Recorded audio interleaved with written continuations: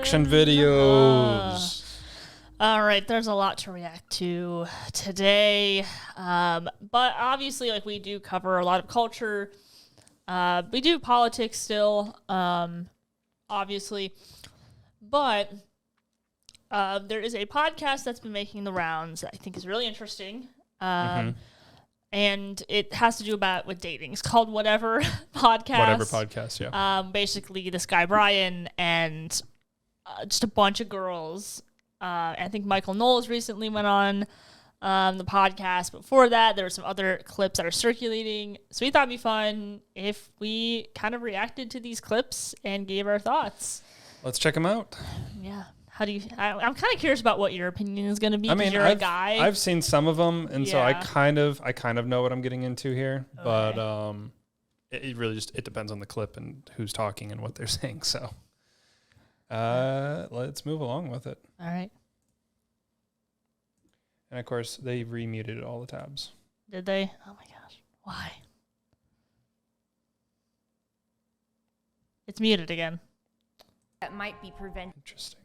Just thing, if I can do a little psychoanalysis, that might be preventing someone like you from attaining your dream girl is you have this block where you think so much about body count, so much about her being a high value woman. So you're saying I'm going in with what? Too much expectations? I don't even think it's expectations. I think it's judgment.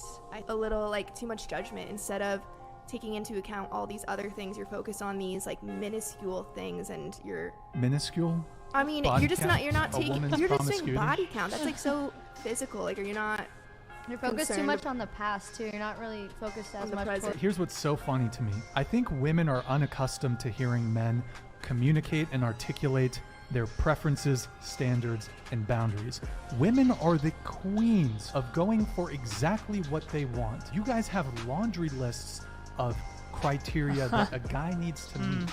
I think the ultimate that thing, is, if I can do a little psychoanalysis, kind of waiting to get might be off of Bunny Chick here like before I freeze it. Oh. I can go to something else actually. Yeah. Okay. That is so good on his part. I agree with it. Pretty good. He's got other clips where I'll disagree with him, but on these instances where he's talking about what guys want as qualities in a woman, and these girls always seem like it's the first time they've heard it. It's really interesting that they go down that route. I don't really know what their point was other than trying to refute his and saying that he's focusing, like, they're basically downplaying the things that he prefers. Mm-hmm. Because I think, I don't know, I feel like you've gotten into this realm where you're just supposed to, there is a double standard that women put on men. That's what he's trying to point out, is that you're allowed to have the list. You're allowed to care about what they look like. You're allowed to care about what they like. You're allowed to care about their sexual past. You're allowed to care. Oh, but when it comes to you, no, you shouldn't really, who cares about her sexual past? Like, it doesn't matter that much. Like, it doesn't, and all this stuff. And that's what he's trying to say, is that they're imposing these standards. Like, well, hang on, let me just rewind. They're saying, don't have standards for us, but we'll have standards for you. Yes. And to me, I think when he kind of said, I'm so glad he called it out, where he's like, y'all get to have your laundry lists of all these things. And another thing too about that is, and I've seen this has made its way, this is not just a leftist thing. I think this has become something that's happened within women, at least, that they think that they're all that. They just think they're that good. And I would say to any woman, look at yourself and ask yourself if you're the type of person that a man that you're looking for wants to be with. And a lot of them aren't willing to do that. They just think, oh, I have my flaws. Because guess what? Women have their flaws and men have their flaws too.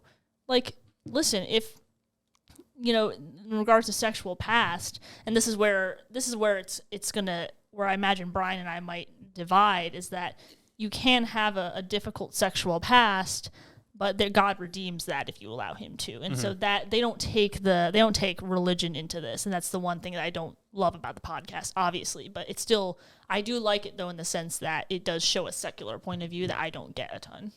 Yeah. I don't really want to say all of my other thoughts from the other videos I've seen, because I want to get through the other ones that we have here just in case it's brought up. So I don't want to preempt those.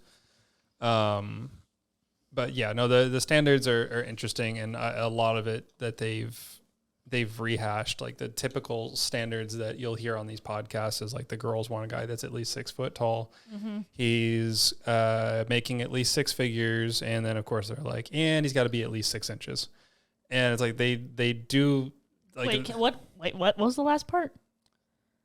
Are you serious? Yes. Oh my gosh. Why? Oh my gosh. That's the 666. They might have a 4th 6 somewhere in there, but I did not know this was a thing. Mm-hmm. Wow, I'm really out of touch. Those are like the really typical ones that they'll start on. But I have heard some of the women on there be like, "Well, he needs to make at least 300,000 and be like this, and that." And it's just like, good luck. That's a lot of money. That's a lot of dough. Yeah, but no, these ones are interesting. So let's hit some other ones and see what else is gonna be said. And here. also, what is that? Can we just? There's a couple outfits in here that we could make some comments on. But this is the thing that's so weird is that like she's wearing this outfit and she's like, I think that your standards are just too high. It's like I'm sure Brian's like, what, my standard is that you not wear a bunny outfit. I think that's fishnets. Yeah. Honestly, those don't even look like fishnets. They look like the little nets they put up in like the playpens for kids. Yeah. Like the ball pit net. That's what that looks like. Yeah. But she actually doesn't even have the worst outfit in here. I can't forward through this. She wasn't the only one in a bunny outfit. Maybe there was like a theme that day of like he's like. I don't know. I think she's really Easter? pretty. She doesn't look like she's dressed in a bunny outfit, which is good. No, she's not. Let's see. I don't know who the guy is. Yeah, it might not be in here. No, she starts talking. We should be getting close to it. Yeah, there she is. Okay, do you see the girl with the purple hair? That was the other bunny. Honestly, hers almost looked like she was wearing body paint. It didn't look like a costume to me. I don't know if we're gonna get another chance to grab a clip. I have no idea. There it is. There she is. Okay, no, not body paint, but she's wearing. It's just a very tight. It's almost like a fairy bunny. It's kind of odd, but yeah. We'll move to the other ones and see what we can get here. Of course, is it gonna mute? It does. Why does your argument right now, please? State your case, Brian. Let me ask you a question. So throughout all human history, what percentage would you say of military casualties, if you had to break it up between the genders, what is the percentage breakdown of military casualties? Well, obviously, so deaths and injuries. Obviously, a significantly more amount of men. 99.99999%. But that's also because in the past, women have not been allowed to. That's a privilege. Fight. Men have been more oppressed. Please than make your argument. Okay, there's the initial right statement. now. Men have been more oppressed than women. So he's got an interesting take on this. Just, only hitting on the category of war and draft. And to this day, girls can't be drafted. Yeah, which I'm in support of that. I'm in support of that. Yeah, I think he's hitting on. I don't think his point is actually perfect. I think it's pretty good though. He's basically saying like, you're not, at least in Western society, we're not. I don't feel oppressed. I own a business. I have a full-time job. I can wear whatever I want without risk of getting acid thrown on my face, or getting beat up. It's a fairly safe area. We have, I get maternity leave if I want to, maybe not as much as European countries, but I think some of it's just kind of made up on the woman's side of things. Yeah, little bit there. And I guess it depends on what you want to define as oppressed. And we know that men are more inclined towards, or rather, there's more men on the spectrum where they're angrier than your average female. And the angriest people are all going to be men. And then we have laws that punish people for being angry and having outbursts like that and doing criminal activity. So in a way, if you kind of wanted to stretch it, you could say, all the men in prison are being oppressed because there's laws that keep them from doing that. If there were laws about gossip, well, then we'd see a lot of women in jail. It's an interesting point. Women tend to talk more about gossip than guys do. Doesn't mean guys don't. Sure. That's one thing. You're working on a spectrum. You're saying on average, men tend to be. Yeah. On average, women tend to be. Yeah. And then if you take the most extreme from each one, the most extreme guy is going to be far more angry, more violent than the most extreme woman. Right. And I would dare to say that, the most extreme gossiper in that category they're all going to be women, compared to, a guy that gossips a lot. Yeah. But I don't know. I feel like you could make an argument that laws do oppress men more than women, at least laws that land you in prison or jail. I think even oppression's kind of a broad word. I feel like men are definitely hated on a lot more in society now, at least in American society. The law certainly punishes them more.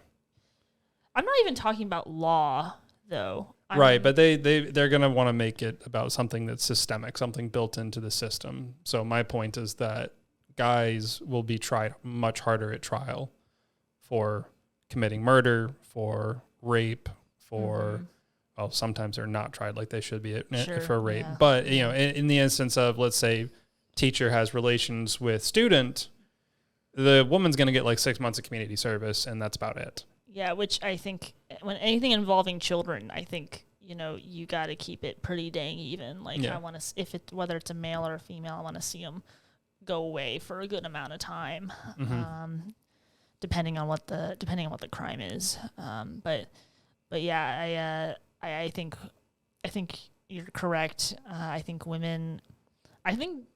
what's interesting about these podcasts is that they have so lived in a bubble that, we're oppressed, and they're around all the same women that kind of nod and tell them the same thing.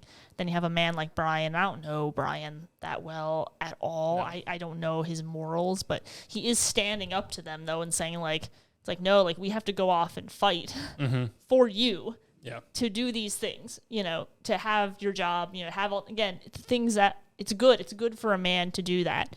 But I think there is kind of, not necessarily, I'm not speaking for Brian, but more, I feel like men should feel slightly disrespected at points by what women choose to say about them, and how they choose to talk about them. I think that makes for a very improper woman, in my opinion. I think I might agree with that. I'll take a might from you. I'd have to give it more thought, but initially I would say yeah. It's a general statement, obviously, so, more delving into. Right. Okay, so this one is just because we're realizing that this wants to mute immediately. Are you I believe in splitting the bill. There you go. Because you can't be feminist until the check comes. Feminism, equality is not a buffet. You don't get to pick and choose. I believe in splitting the bill. Because you can't be feminist until the check comes. Feminism, equality is not a buffet. Yep, that's the clip. You don't get to pick and choose. I believe in... Okay, so, yeah. I think this is where I agree with his point in theory, but not in practice, where he's basically saying, like, if you really want to be feminist and you really want everything to be equal, then you cannot demand that I be chivalrous and pay for your meal or open the door for you. That's basically what he's trying to say. And these women, what feminists try to do is they try to have it both ways, essentially, of like, I want to be treated like a man, but also I should have an excuse to not work or something if my period's really bad, or something like that, where I think women should have some certain help in areas because they're not men. And so what I don't agree with Brian is, like, I think he actually does want that, where he's like, no, I want to split the bill. That's how I read it. I could be, there might be I would need a longer clip. I need to hear more of his explanation there. I wasn't sure if the buffet thing, picking and choosing, quite what that was, if that was depending on, I think he's talking about, like, what aspects of feminism they want to keep and what aspects of traditionalism they want to keep. Right. That's kind of how I read it. Where they start picking the best in both worlds. Right. That's, I think, what he's probably pointing out there. I think that's how I read it as well.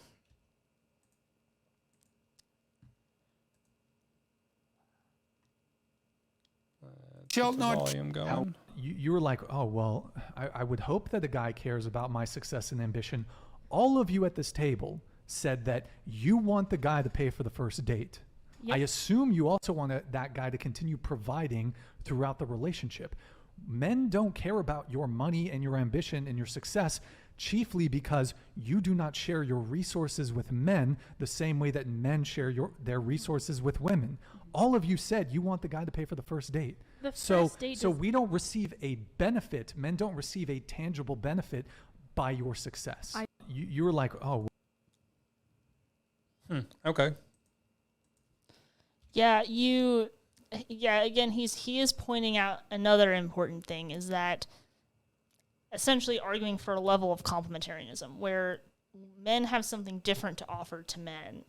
Men have something different to offer to women. Mm-hmm. Women have something different to offer to men. So as a woman, of course, I'm looking for you to be a good provider, mm-hmm. right? Of course, I'm looking for that. And it's an instinct in me because, like, okay, I'm looking for that commitment. I'm also wanting to raise children. You need money to do that, and so forth. But the man is not looking for me to be a provider. He's looking for something much different from me, mm-hmm. right? And I think you can speak much more to that than I can. But I think it kind of almost works off of that other clip that we watched before, where it's basically saying that things between men and women are different. And that feminism doesn't allow for that. Mm-hmm. You can't allow to have those instinctual thoughts of the man should open the door for me, or he should pay for my meal, or he should protect me. Right. Yeah, I think he's kind of just hitting more on the hypocrisy of the New Age feminists and what they want, where they're kind of just picking the best things that they can get. Like they want everything to be equal, but they want to make sure that they're not splitting the bill, that Mm-hmm. The guy's paying the first bill. I mean, in to your point, men and women are looking for different things in a relationship. Mm-hmm. Men and women have different things to offer in the relationship. Men and women will progress through the relationship very differently, serving different aspects of the marriage, or the relationship in general. So I'm kind of curious. I mean, other than, we know that they said that they want the guy to pay on the first date, which is not a feminist view. That is a traditionalist view, is that the guy pays on the first date. And basically the guy pays for all the dates. Essentially. The more extreme version of that. Maybe the most progressive you get in that and still staying traditional is that they split the bill or something. Yeah. I mean, I don't know. But you've got guys going around now, they're like, I want the girl to pay for the first date. If this is the way she's going to be, she can pay for the first date. Which I think is such a sad way to do it, where honestly, if I tell the guy if that woman is so feminist, I would walk away from her. Mm-hmm. And I would wait for a woman that I could treat respectfully. And also, and this is the part that women do not want to talk about, is that they don't want to treat the man with respect. Because I feel like women, at least for the most part, this is my experience with women. Women want to be loved. Sometimes it gets very twisted and they don't realize that also means they need to be respected.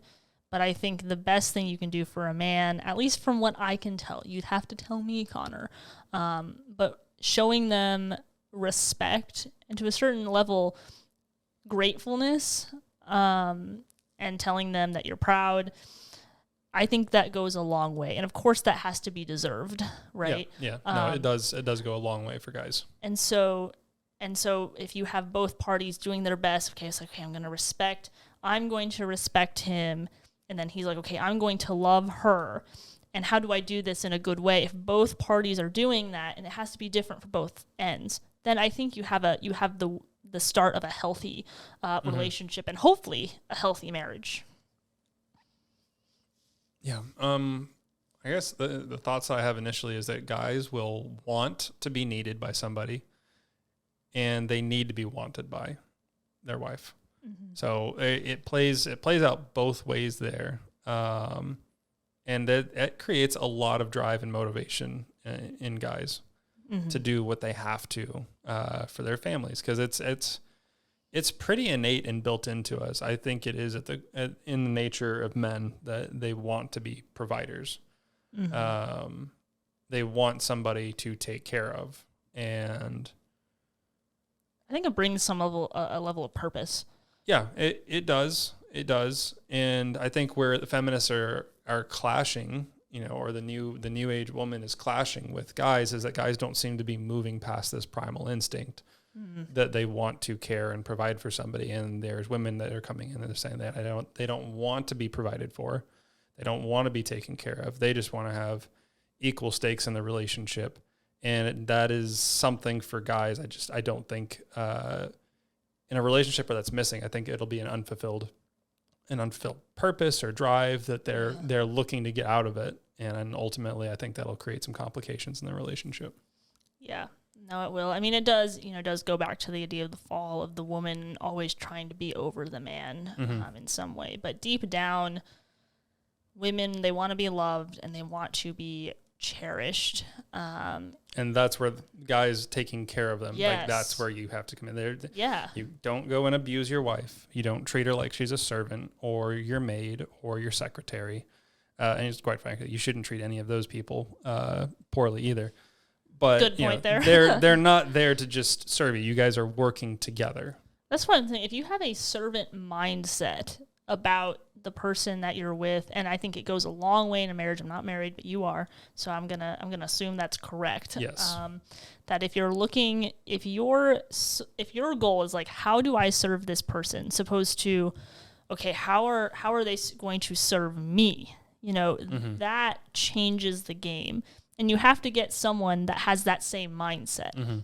And also, as a note, even if you get someone of that same mindset, right? So you're trying to serve them, they're trying to serve you, you both will end up making mistakes because you're selfish. Right. And, don't hold it against them, because they're not holding it against you. You get up and you try better next time, and you communicate.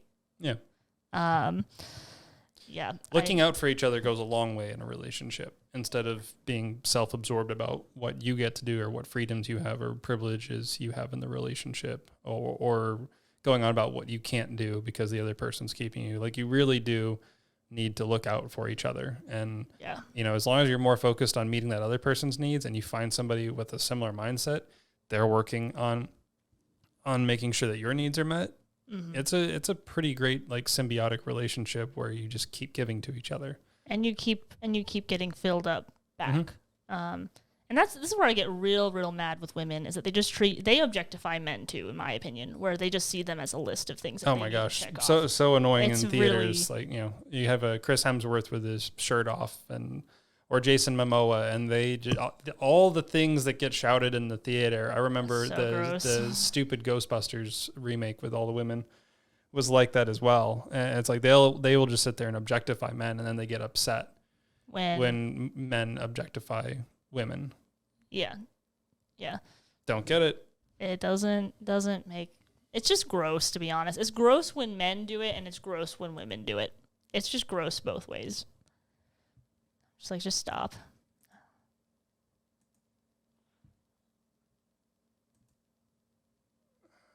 Also, I love the blue-haired little... The blow-up doll? Zoning Yeah. him? Ask the ladies to rate themselves on a scale of 1 to 10. I'd say I'm a 10. 10. 10. 10.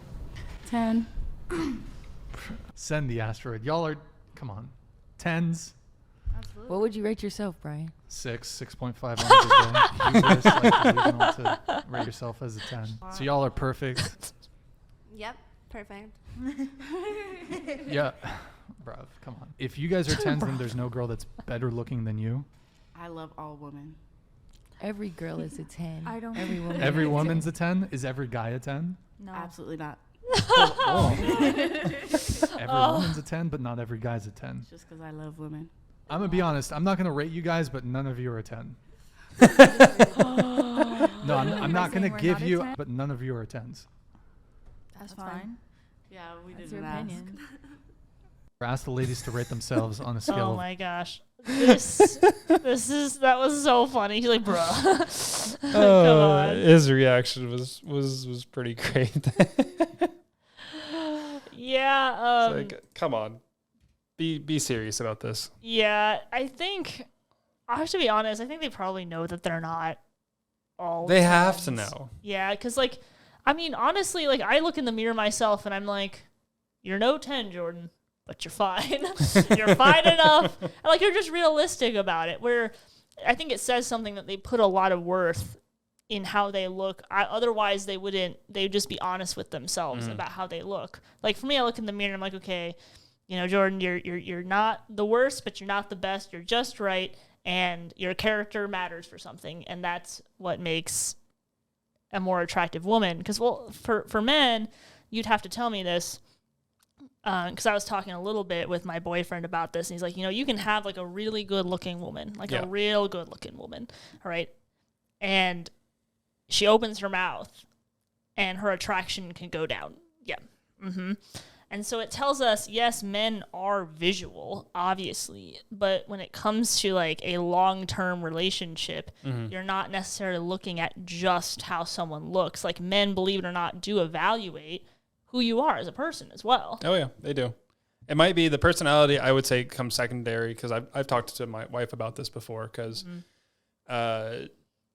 I think in general, men will see women first, and it's a visual instinct. So they look at her and they're like, okay, she's a 8 or a 9. Yeah. In their head, they're rating her. It may not be on a number scale, but it's like, from really, really ugly to drop dead gorgeous. Sure. They have a range. I mean, everybody does. And if you say you don't, you're a liar. But that's where they start. And then, when she opens her mouth, that determines if that number stays there or goes down or goes up. Yeah, right. And if she opens her mouth and just is a obnoxious person, or just has a horrible personality, she could easily drop into the low digits. Even if she's, like, physically really gorgeous, she can become pretty ugly pretty quick. And then all of a sudden, that initial beauty that they saw, you literally just can't see it again. And on the opposite side, I feel like women will tend to see a guy and it's like, okay, he's like that guy said, he's like I think up a 6.5. He's correct on that. He might be a little lower, if I'm being honest. Yeah, but then you start getting to know him, and the women's looking at his personality, all of a sudden he becomes more attractive to them, where they might rate him higher as a 7 or an 8. And I tend to see that I feel like that's normally what happens. Yeah, no, it's the same for women. I think I remember I was shooting. It was just one time. It was a styled shoot, and we had, like, a male model. Like, I guess he's a good looking. I didn't think he was, like, as good looking as you could tell he thought he was, but I mean, he was attractive enough guy, and he opened his mouth, and nothing against him. It doesn't sound like he was a horrible guy or anything, but you just kind of heard him talk, and you're like, oh, I guess it's just not great. Like, and it does drop that attractiveness level down. It does, where you're like, I don't care if you're the most gorgeous man on the planet, if you're just kind of a crappy guy and you're not, you don't have you're not good at talking to people, or you're not, like, incredibly smart. Not that being smart, or you're just mean. Yeah, and not that you have to be super duper smart or anything like that, but that's to each their own on how that works. I'd be like, I don't know, like, not really. It's the same. People evaluate character, and I actually thought a couple of the girls that I think one or two of them were actually fairly good looking. Until they opened their mouths and said that they were a 10. That's not a good. Listen, it's not a good sign if someone's like, yeah, I'm just a 10 and I'm just that just good. Skip by that checkbox for humility. Ain't there. Reality's not there either. And consequently, for the people that are really good looking and have good personality. Like, they will just overcome everybody else, and they are the ones who are going to get picked first. Yeah, like, and they just are. Yeah, no, it's true. And I hope that I know there's some women that are just really, really beautiful, but they don't flaunt it, and they're just very humble. Yep. And so I really like that about them. And it's the same thing with some guys that I know too, very humble individuals. Yeah, nobody likes cocky bastards. That's right. Except I'd use different words, but you and I are two different people. All right, let's see what this last one is. I feel like I might have seen this one. I think I might have seen this one before. I think I've seen this one too. Most men. If I find a girl that I want to make my wife, and I find her super attractive. Your wife. Okay. Yeah, because that's what I would do. I would make her my wife. I would ask her to marry me and then make her my wife. You say you are a feminist. You're 100% a feminist. That is feminist. You look. You heard me say that. You heard. Make her my wife. Like. Yeah, because it's from his perspective. It's like I'm an equal human, a woman. It's not about you say that. To make her your wife. Obviously, she would want to be my wife. She has her own life. She wants to be your wife too. Yeah, of course, but she's not going to. She wants to go to the club. She wants to do her makeup. No, she's not going to want to go to clubs. No. She's not going to want to go to clubs. No, she does. Because here's the thing: that's a non-negotiable for me in marriage. Okay, well if I find a woman, if there's plenty of women out there that don't want to go to clubs all the time. Okay, well. There's plenty of women out there that don't want to go to clubs in tiny little dresses and get hit on by guys all the time. If I find a girl that I want to make my wife. Okay. Right. 100% on his side for this one. Well, there is no debate. There is no debate. She's basically saying like, "Oh, good luck," because she knows that he's right. Because his standards are absolutely correct. Again, she's pulling this double standard of, and I think it's slightly implied of like, yeah, I can go to the clubs and I can wear these tiny dresses and get hit on by guys and do all this stuff. And this is what truly blows my mind is that like I'm not even married. And the idea of trying to dress to attract other men and be in these very clearly sexualized places is such a non-starter for me. It's like it is so disrespectful to do to somebody. And it just shows how self-centered you are. And I just think that girl, I would say, is a pretty girl with a horrible mouth. That would be my opinion. She might be a bit on the stupid side because I feel like she just completely misrepresented what he said because he's coming from his point of view in the beginning. He says that, if I find a girl and I make her my wife, she's like, well, you won't make her your wife. And it's like, yes, he will. Just like she will make him her husband. Yeah. I don't know why that just was not computing for her in that moment, but she was taking it as if he was buying property, basically. I think there is two things. One, I think you're partially correct. I think that she's not the brightest bulb on the planet, and most of the women on these podcasts are not. And you can just tell by how they're speaking, what they're saying. Like you can just kind of tell. She had that like Valley Girl accent. Yeah, she's got a Valley Girl accent, all that stuff. But I do think she is so bent towards being feminist that she has to read into the tiniest thing. Mm-hmm. But you notice that he actually came back at her with it, where he actually did defend the point. Is like, yeah, I'm making this choice. I'm taking her as my wife. I'm the head. Yeah. And that's what she didn't like, is that he's like, it's like, yeah, like if my wife, she's not going to go to the clubs and she's not going to wear super tiny dresses. And this was the other thing that she just wasn't getting, because she's like, all girls like to go to the club and get photos and dance with guys. No, they don't. And wear skimpy outfits. They do not. And it's like, he's literally telling her, he's like, that would not be my wife because I will not marry a woman who wants to go to the clubs. It's that simple. And I've seen that clip a couple of times and I still can't figure out where her head is at, thinking that all women go to the clubs. It's like, no, they don't. It's because she's trying to justify her own behavior. That's what she is trying to do. Yeah, and basically what he just told her is that she would be a non-candidate. Yeah, and that is to be honest, that's a fairly nice looking guy, right? Mm-hmm. And that has to, honestly, if you're sitting across the table and a guy's basically like, a nice looking guy like that says to you, another nice looking girl that says, you don't meet my standards because you want to go off and do whatever you want and disrespect me by flirting with other men and going to these clubs. And that probably hurts her a lot. Yeah, because it's not going to improve her lifestyle. Like, she is pretty. Mm-hmm. Right. But basically, he has just told her, despite how you look, you are a non-starter for me. Exactly. And that you and anybody else like you that enjoys the type of activities you do, he's literally just taking them right off the board. Yeah, and that's a pride hurt right there. It's because one thing, again, his good lookingness plays into this. Yeah. Because that's what most of these women really care about, right? And to have a man say that to you, I hope, and I genuinely hope, that she goes back and lays down her head on her pillow and goes, should I change something? And that there actually are... Depends on the type of guy she wants to get. And I think she probably... I don't know how women work in this regard. This is where I'm really lost. I don't know how women bounce from guy to guy to guy to guy to guy. Mm-hmm. Does not make sense to me. No. Can't imagine it. Don't know how it works. I don't care how good looking the guy is. I don't care. Why would you keep bouncing from guy to guy to guy? It seems exhausting. It seems tiring. It seems like a waste of my time. Why would I do this? Yeah, plus not to mention, if you actually get attached and there's just heartbreak every time, like why would you purposefully put yourself through something like that? I don't know. The only thing I can think of is that it's just kind of what your friends do, and that's how you've grown up, and you want to kind of fit in. But you really like drama? I don't like drama that much. Hey, some people do. I think sometimes, actually, I think I've come up with maybe an idea here. I think sometimes it is instant gratification. It goes back to what I said from the first couple clips of that women want to be cherished and they want to be loved, but they're not willing to wait for it.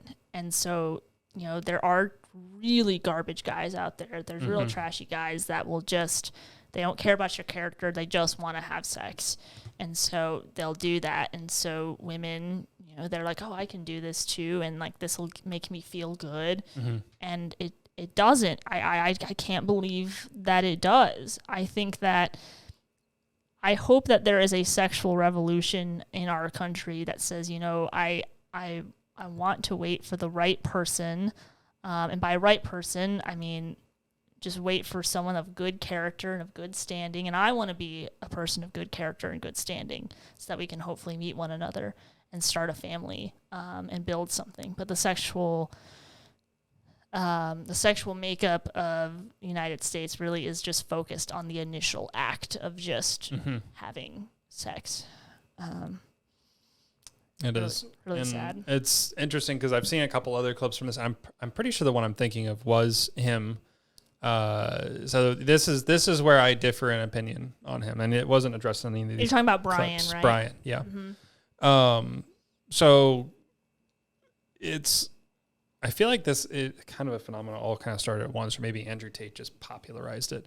But essentially, Andrew Tate, comes in with these ideas that he wants a woman with no body count or low body count, because that's what men value, is a woman who saved herself for a man.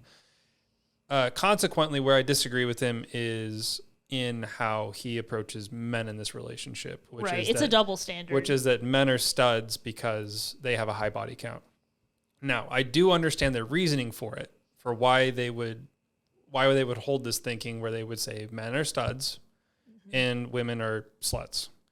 And that's because it's easier for a female to walk into a bar and find a guy and get laid that night. And then men would have to work for it, because women just don't give themselves up as easily if a guy picks a girl as a target. So correct, yeah. I understand why they think that. I don't think that makes it right. And I think that is wrong for the guy to be like that. Consequently, he said it's Brandon is his name? Or Brian? Brian made the point that because one of the girls was complaining that all guys ever want is sex. And he was like, well, if that's all you're giving out, that's all I'm going to want, because that's all there is to want. You're not offering anything else. If you're all you're offering, well, that says something about sex. Brian, doesn't it? That says something about him. It does. It does say something about him, but it also, you could say the same thing about any guy though. If a guy wants a woman and all she has to offer up at this point is sex, that's all he can want, and all he will want from her. So I think here's a better way of putting it. If all you're giving out is sex, you're going to attract guys that all they want is the sex. Yep. If you are giving out vibes of, I'm looking for something serious, don't mess with me, you are going to get a smaller amount of men, depending on where you are. But they might be of better quality. So you are trading off quantity for quality. Yep. In regards to their character. I would actually be really interested to see if there's been anybody on the podcast that kind of shares a similar position to you or me on this, because they've had the guys come in there that all agree on the way that women should act and present themselves, to find a spouse, basically. And I agree with them on a lot of the values they place on women for that. But then I completely disagree with them in their viewpoint on how men should be able to act. and still get a girl. Like they're not wrong that, you know, a guy could, you know, he could be considered a stud, if you will, and he gets a high body count, and then he still wants a girl who has a very low or no body count. Like they are right that, you know, people left to their natural instincts, that would be the way the pecking order would work. And the thing is that the guys that are the best looking with the best personalities and make the most money will have majority of the women. And it's not going to be the same for the nicest. I mean, we've talked about how men and women will choose, where guys will date, you know, across the social economic ladder and down, and women will date across and up.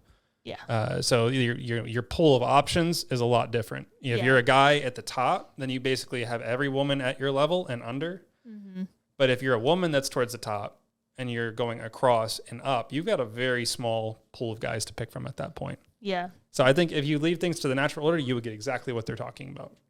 Guys with, you know, the best looking guys that make a lot of money will have slept with the most amount of women, and, you know, the less fortunate looking men, and especially less fortunate and less paid men will have, I mean, they won't have the same type of opportunities. Yeah. But just because that's how things turn out, I don't think that makes it right. So I would be curious if there has been anybody on the podcast that's pointed that out and kind of gone between the two different sides. Yeah, I mean, I haven't seen any clips. I've watched a little bit of Michael Knowles, of his, the podcast is like 5 hours long. Like Oh man. I am not going to watch that entire thing. I don't have time for it. But yeah, I don't know. I think